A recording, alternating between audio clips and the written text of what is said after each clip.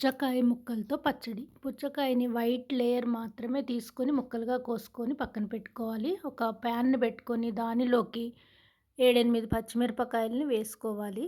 వేసుకొని వేయించుకోవాలి. తర్వాత పుచ్చకాయ ముక్కల్ని దానిలోకి వేసుకోవాలి. ప్యాన్‌లోకి వేసుకొని వేయించుకోవాలి. కొద్దిగా వేగాక దానిలోకి ఒక టీ స్పూన్ సాల్ట్‌ని యాడ్ చేసుకోవాలి.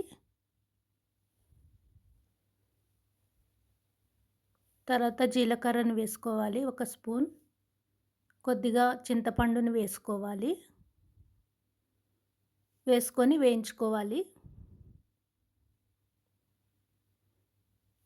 తర్వాత 7, 8 రెబ్బల వెల్లుల్లిపాయల్ని వేసుకోవాలి.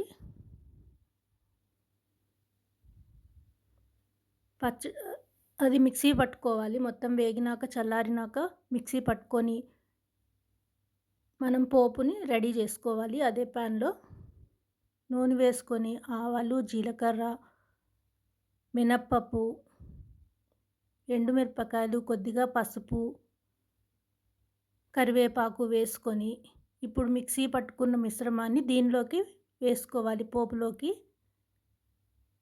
వేసుకొని కలుపుకోవాలి.